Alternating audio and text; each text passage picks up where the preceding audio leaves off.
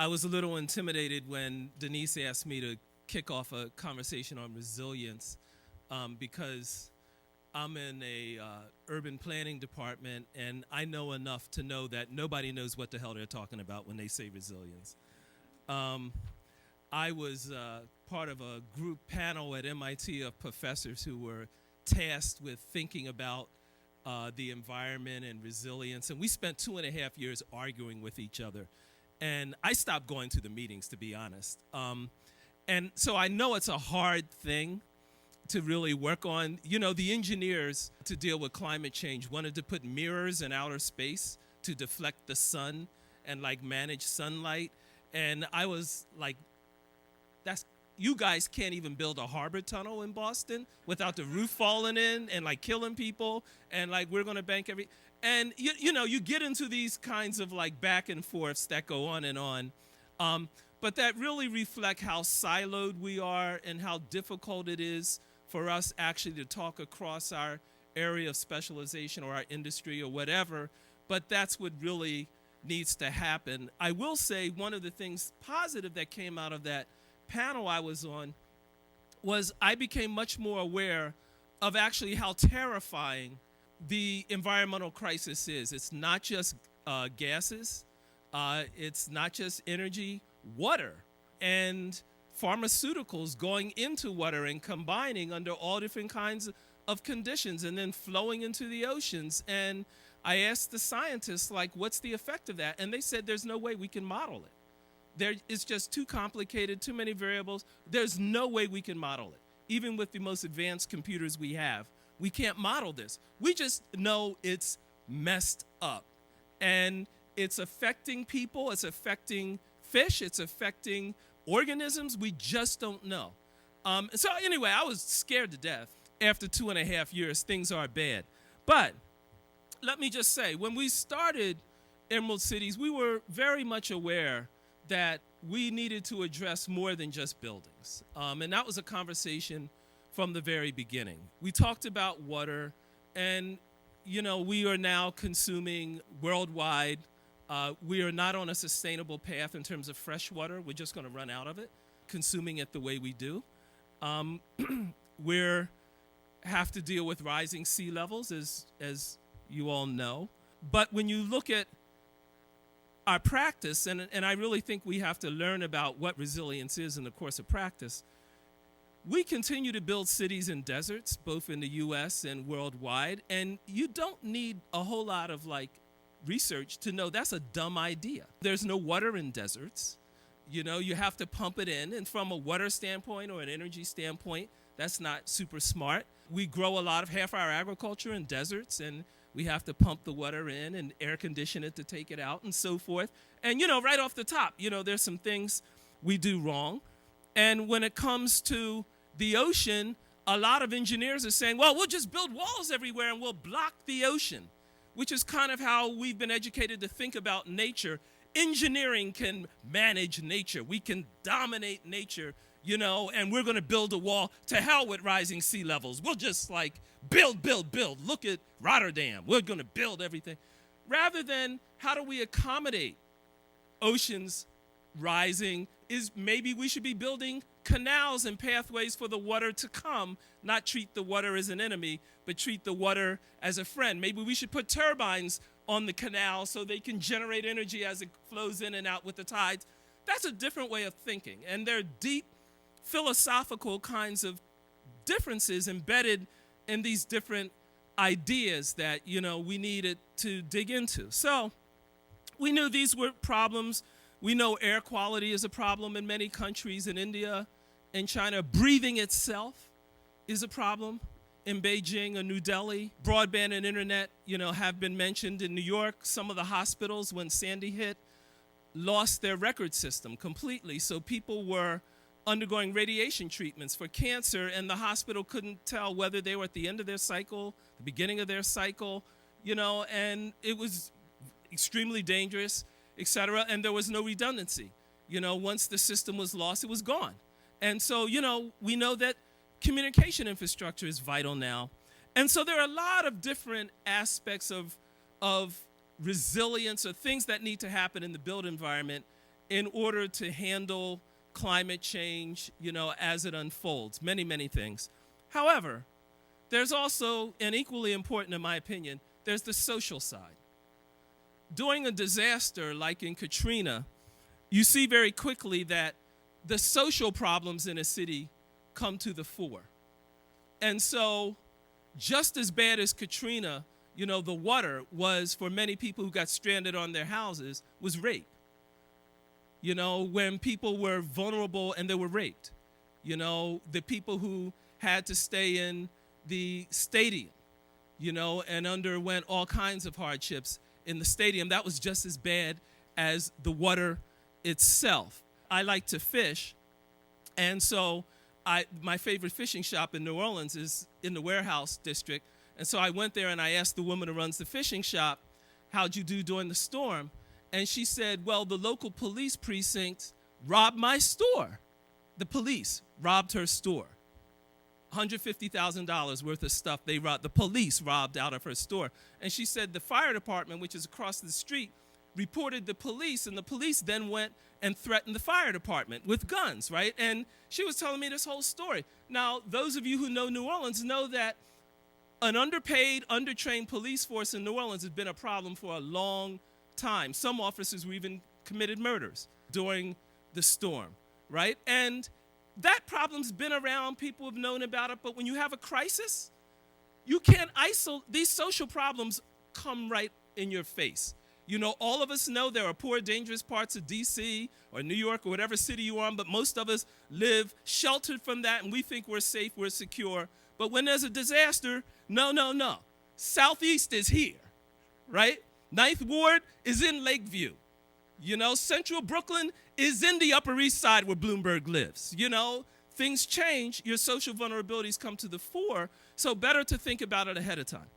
Now, I think there are a couple major social tsunamis that are hitting our country as well. One is the aging population. So 80 million people will retire in the next 20 years. I think that's a person every 10 seconds or something like that. And we are not prepared for that as a nation. We are nowhere prepared for that in terms of care, in terms of housing. A lot of these folks are going to be isolated in suburbs with no social life and unable to drive and have multiple illnesses and need more complicated kinds of home care. There's no workforce for that right now, etc. That's one tsunami. It will be a dominant issue. Every family will have to deal with that. In many cases, I'm talking about we ourselves, and our kids will have to deal with us. But it's huge, 80 million people. Another big tsunami is the transition to a majority minority national population. And that's happening faster than the Census Bureau predicted. In fact, and it's being led in urban areas. That's where you're seeing the transitions happen quickest. And the minority population, blacks, Latinos, predominantly, are low income. Poverty rates are very high. Public schools are in bad shape, so relatively not well educated and poor. And we're talking about a majority like that. We're moving into that. So what does that have to do with climate change? Well, soon, the issue of climate change and spending to deal with climate change, if we don't adjust, is going to be pitted against helping the elderly. Do we spend money to deal with climate change, or do we spend money to take care of 80 million old people? Well, 80 million old people have a lot of votes. I don't think climate change wins if it's pitted. That's just my guess. I don't think it wins. In the future, when we have a minority population who are saying the nation needs to do something about chronic poverty, the nation needs to do something about failing public education, if that becomes pitted against climate change, I don't think climate change wins. I think people are going to be immediately concerned with their day-to-day survival. And if it's a choice between taking care of your mother and taking care of your children or doing something about rising sea levels or whatever, I think mom and the kids are going to come first. So the key is not pitting those things. in my opinion. And there are some negative examples recently. I just want to give a few examples of wrongly pitting things against each other, and then some ways of designing integrated approaches, and that's what I think is key to resilience. So, in terms of negative examples, having to choose between a good job and asthma or cancer is pitting. That's not a choice we want to put out there for people. I was talking to someone yesterday about Cancer Alley between Houston and Corpus Christi, and there's another Cancer Alley between New Orleans and Baton Rouge, and there's another Cancer Alley, Wilmington, Chester, where DuPont Industries is, and there's another, there are all these Cancer Alleys where the petrochemical industry is concentrated, and if we have to choose between good paying jobs and petrochemical versus families living with cancer, high rates of asthma, and so on, that's not an acceptable choice. It's not a win-win proposition. If you have cancer, if you have asthma, you're really chronic asthma, you're not really in a good condition to raise your family, even if you are making, a better salary. It's going to go up and it's going to disappear in your health costs. Another bad choice, some unions I know have been organizing fast food workers in McDonald's and Taco Bell and places like that, and they're saying the world would be great if fast food workers make $15 an hour. That's all that's needed. Fast food workers need $15 an hour. But they're not looking at the fact that fast food, there's a diabetes epidemic happening in poor communities of color across the country. Kids, there was a survey recently, and nearly half the kids in public schools in New York of color were pre-diabetic or pre-hypertension in high school. There's a crisis. So if you're talking about just wages and you're not talking about the food itself, and how that needs to change, that's not a win-win proposition for our communities. We have to talk about what's being served and the treatment of workers as part of the same conversation. Let me talk about some positives, or at least the way I've learned to think about it. And, I was asked once by some business group in New Orleans to describe to them what resilience is. And I said, there's a program in Boston that my mother is a part of, at the time my mom was alive, and it's called The Ride. And what it is, it's a publicly subsidized taxi service for elderly people and the disabled.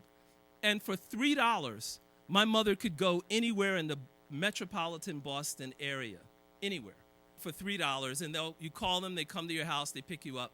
And then what happens is they pick up all the disabled and elderly people in the neighborhood, in one run, and then they drop them off various places, And so because of that, my mom knew who all the elderly and disabled people were in her whole area, in her whole neighborhood.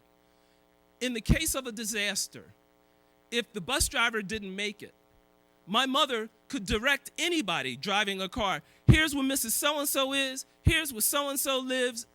She knows all of them. And all the other people in the bus know all the other people. So any one of them could direct an emergency worker to find out who are all of the elderly and disabled people, because every single day they used the ride. And one of the problems in New Orleans was the city agencies didn't know where the elderly and vulnerable disabled people were, literally. So they couldn't go get them. And if you think you're going to get that information just by having a centralized database, right, in some agency, well, in a disaster, that's what you lose.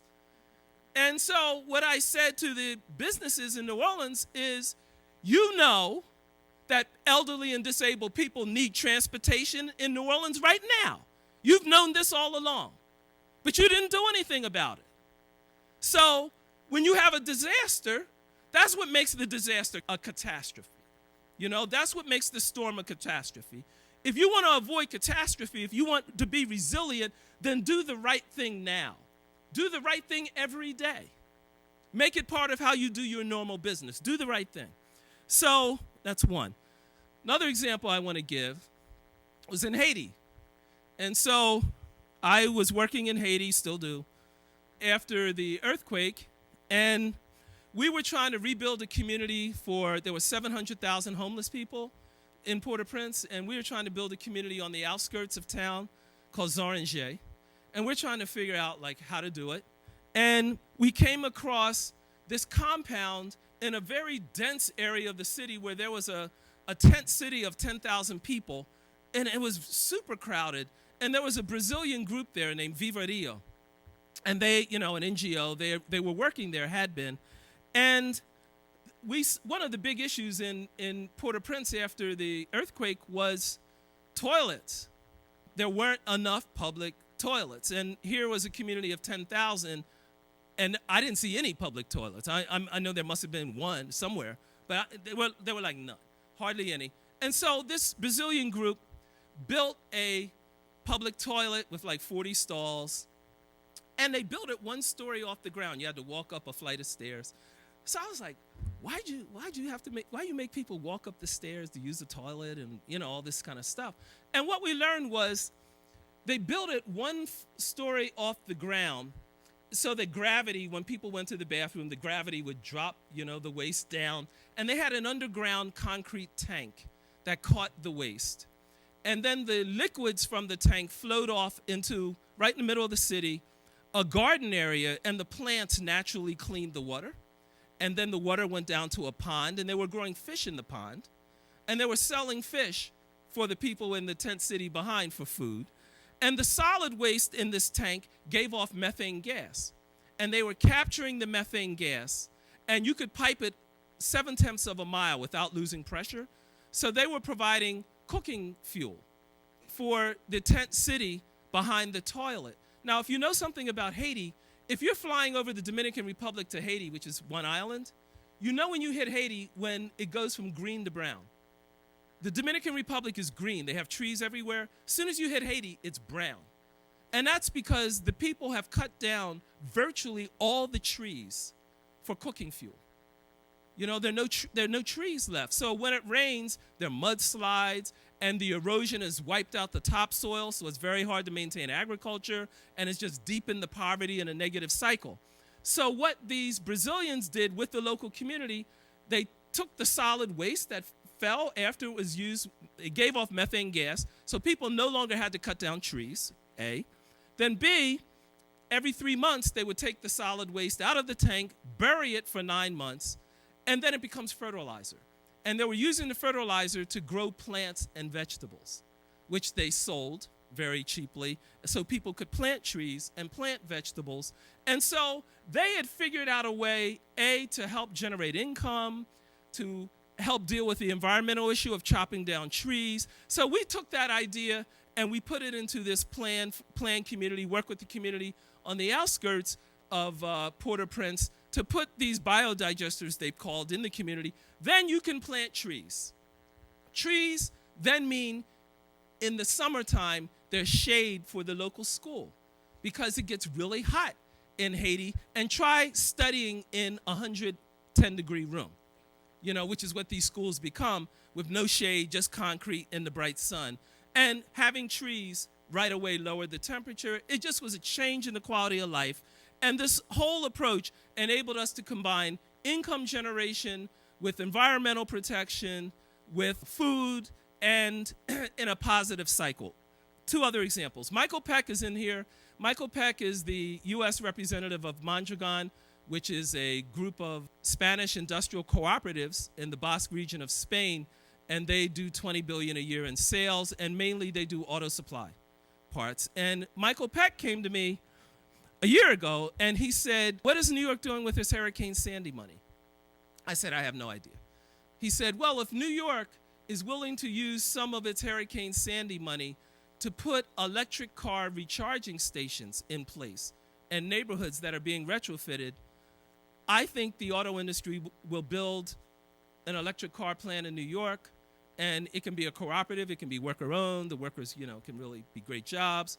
And I was like, wow, now that is some innovative thinking, and I thought immediately about the Bronx, because in the South Bronx, asthma rates are 11 times higher than the average, and in large part it's because 12,000 diesel trucks a day go in and out of Hunts Point Market, the second largest food distribution center in the country, and those diesel fumes, generate asthma. So what if we could put in recharging stations, replace those diesel trucks with electric vehicles, and reduce asthma at the same time, produce good jobs, reduce carbon, and make people healthier all at the same time. So that way of thinking I call intentional design.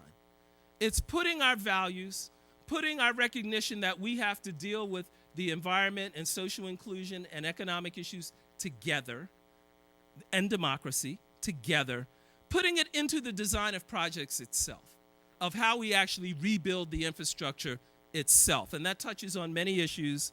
Last project I'll mention is what I call the Sick Buildings Project, and this is something we're working with Denise and Nick and others about. And that is, Montefiore Hospital in the Bronx came to us and said, what if we gave you all of our data on repeat asthma cases and lead paint and mold and things like that we're working with, and tried to figure out what buildings are sending multiple cases, like what buildings are sending the most people with asthma and the most with lead paint and the most mold-related kinds of diseases. Where are those buildings? And could you do a map of the sick buildings, the buildings that are producing this?